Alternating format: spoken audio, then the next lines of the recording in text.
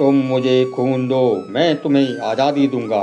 यह नारा देने वाले हमारे महान आज़ादी के नेता सुभाष चंद्र बोस के बारे में सोचते ही आपके दिमाग में एक इमेज बनेगी, जिसमें एक शख्स आंखों में गोल चश्मा लगाए, फौज की वर्दी पहने, लोगों को आज़ादी के लिए लड़ने का जोश जगा रहा होगा।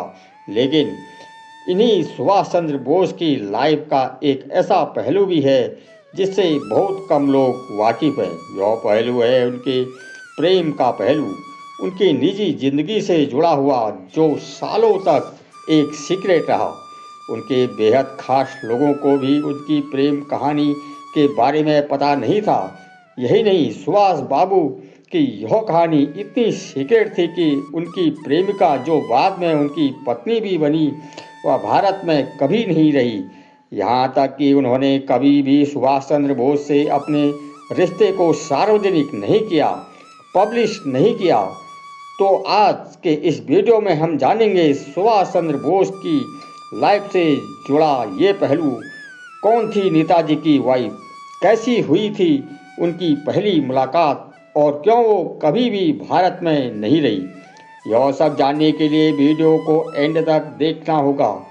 तो इसके बिल्कुल भी मत कीजिए, क्योंकि आपका इतिहास नहीं जानोगे तो खुद को कैसे पहचानोगे। तुम पहली महिला हो जिससे मैंने प्यार किया। भगवान से यही चाहूँगा कि तुम मेरे जीवन की आखिरी स्त्री भी रहो। यह कहते हुए सुभाष चंद्र बोस ने साल 1934 में यह लाइन सुभाष चंद्र बोस ने एक लेटर में लिखी थी, उस लड़की के लिए जिसके साथ वह अपना जीवन बिताने वाले थे। इसी साल उनकी मुलाकात इस लड़की से भी होने वाली थी। सविनय अवज्ञा आंदोलन के दौरान सुभाष बाबू को जेल में डाल दिया गया। यहाँ उनकी तबीयत बिगड़ने लगी। उनकी बिगड़ती तबीयत को देखकर अंग्रेज सरकार उन्हें इलाज के लिए यूरोप भेजने पर मान गई। फिर सुभाष बाबू अपने खर्चे पर ऑस्ट्रेलिया की राजधानी वियना गए। यहाँ उन्होंने तय किया कि यहाँ यूरोप में रहते हुए इंडियन इंस्टीट्यूट को आज़ादी की लड़ाई के लिए एकजुट करेंगे। इसी दौरान एक यूरोपियन पब्लिशर ने उन्हें द इंडियन स्ट्रगल नाम से बुक लिखने को कहा। सुभाष बाबू ने इस काम के लिए एक हेल्पर की ज़रूरत महसूस हुई, जो अंग्रेजी भी जानता हो और जिसे टाइपिंग भी आती हो। तो इसके लिए उन्हें 2 लोगों को दिया गया। दोनों का इंटरव्यू लेने के बाद दूसरे कैंडिडेट को नौकरी दी गई। यह एक 24 साल की खूबसूरत ऑस्ट्रेलियन लड़की थी।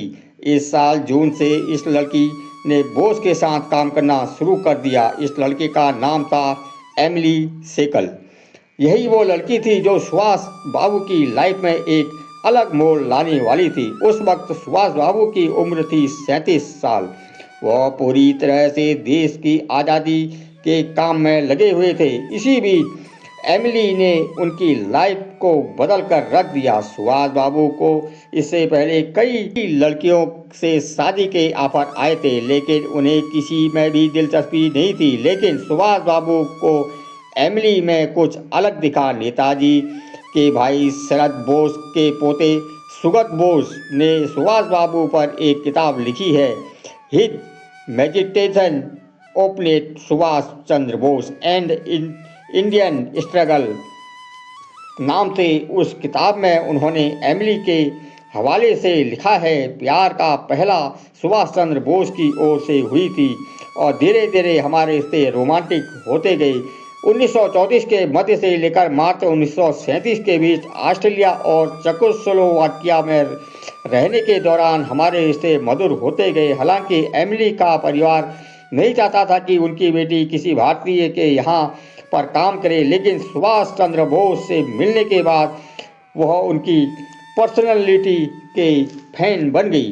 फिर सुभाष बाबू और एमिली के बीच का एक प्रेम संबंध और भी प्रकांड होता गया और वह एक दूसरे को खत भी लिखने लगे। एमिली उन्हें मिस्टर बोस लिखती थी और सुभाष बाबू लिखते थे कि मिस संकल या पल संकल। इस दौरान के पत्र में सुभाष बाबू ने वो चिट्ठी भी लिखी थी जिसका जिक्र मैंने अभी कुछ देर पहले किया था। हालांकि उस दौरान लेटर्स को सीक्रेट रखना बहुत ज़्यादा ज़रूरी हुआ करता था, क्योंकि यूरोपीय कंट्रीज में मदद मांगना यानी कि ब्रिटिश हुकूमत के खिलाफ बगावत करना था, और इसलिए सुभाष बाबू और एमिली बहुत ज़्यादा सावधानी से अपने लेटर्स एक्सपोज करते थे।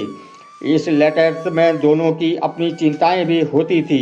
आगे उनकी इस प्रेम कहानी का एक क्या होगा, ऐसे में ही एक लेटर में सुभाष बाबू ने मेमोरी में लिखा था कि मुझे नहीं मालूम कि भविष्य में क्या होगा, हो सकता है पूरा जीवन जेल में बिताना पड़े, मुझे गोली मार दी जाए या मुझे फांसी पर लटका दिया जाए, हो सकता है मुझे कभी ना आपको मैं कभी देख ना पाऊँ, हो सकता है मैं कभी पत्र ना लिख पाऊँ, लेकिन भरोसा करो तुम हमेशा मेरे दिल में रहोगी, मेरी सोच मेरे सपनों में रहोगी। अगर हम इस जीवन में नहीं मिले तो अगले जीवन में मैं तुम्हारे साथ रहूँगा। इस लेटर के अंत में सुभाष ने लिखा था कि मैं तुम्हारे अंदर की औरत को प्यार करता हूँ, तुम्हारी आत्मा से प्यार करता हूँ, तुम पहली औरत हो जिससे मैंने प्यार किया। इस लेटर के अंत में सुभाष ने इस पत्र को नष्ट करने का अनुरोध भी किया था, लेकिन एमिली ने इस लेटर को नष्ट नहीं किया बल्कि संभाल कर रख लिया।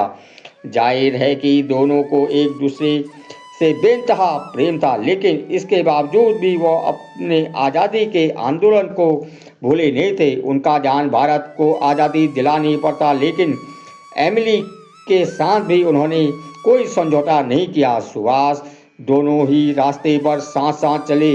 हाँ, यह बात जरूर है कि एमिली को सुभाष के लक्ष्यों के आगे कुछ समझौते जरूर करने पड़े। 26 नवंबर 1937 को दोनों ने ऑस्ट्रेलिया में एक पसंदीदा रिजॉर्ट में शादी कर ली। यह शादी बहुत ही ज़्यादा सीक्रेट ढंग से की गई थी, इतनी सीक्रेट कि सुभाष बोस के भतीजे अभय बोस जो उस वक्त ऑस्ट्रेलिया में ही थे, उन्हें भी इसके बारे में काफ़ी बाद में पता चला। रुद्राक्ष मुखर्जी इस बारे में कहते हैं कि उनके पीछे की वजह शायद यह रही होगी कि सुभाष बाबू इसका असर अपने राजनीतिक कैरियर पर नहीं पड़ने देना चाहते होंगे। किसी विदेशी महिला से शादी की बात आने पर उनकी छवि पर असर पड़ सकता था, और ऐसा उन्होंने इसलिए भी कहा होगा क्योंकि 1938 में वह कांग्रेस के अध्यक्ष बने, लेकिन उनकी शादी का पता चलने पर कई लोगों को झटका लगा था। कुछ भी हो, दोनों के बीच में गहरा प्रेम था। हालांकि एमिली सुभाष बाबू के व्यक्तित्व के बराबर नहीं ठहरती थी, परंतु सुभाष उन्हें बहुत पसंद करते थे। लेकिन देश की आज़ादी की लड़ाई में बाजी नेताजी एमिली को कभी बहुत वक्त नहीं दे पाए। साल 1934 से 1945 के बीच दोनों का साथ महज 12 साल का रहा, और इसमें भी दोनों साथ में 3 साल से भी कम समय तक रह पाए। 29 नवंबर 1942 के दिन एमिली ने एक बेटी को जन्म दिया जिसका नाम रखा गया अनीता। यह नाम इटली के क्रांतिकारी गैरी वाल्डी की पत्नी के नाम पर रखा गया था, जो बहुत बहादुर महिला थी। दिसंबर 1942 में सुभाष ने वियना पहुंचकर अपनी बेटी को पहली बार देखा। फिर उन्होंने खत लिखकर अपने भाई शरद चंद्र बोस को अपनी पत्नी और अपनी बेटी के होने की खबर दी, और यहाँ से वह निकल गए अपने मिशन पर। आज़ाद हिंद फौज को लेकर अपने देश के लिए लड़ने के लिए यह उनकी पत्नी से उनकी आखिरी मुलाकात थी। इसके बाद वो कभी लौटकर वापस नहीं आए। इधर एमिली ने भी अपने प्रेम को पूरी शिद्दत के साथ निभाया, और सीक्रेट उन्होंने हमेशा बनाकर रखा जो उनके प्रेम की शुरुआत से बना रहा। 1966 तक की लंबी जिंदगी जीने वाली एमिली ने एक टेलीग्राम हाउस में काम करके अपनी जिंदगी बिता दी।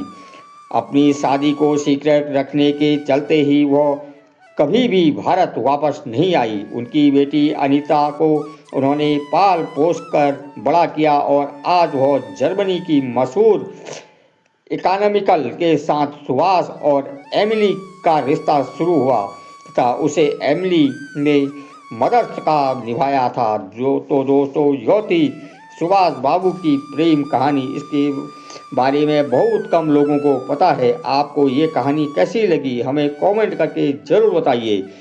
वीडियो को लाइक करें और शेयर करना ना भूलें और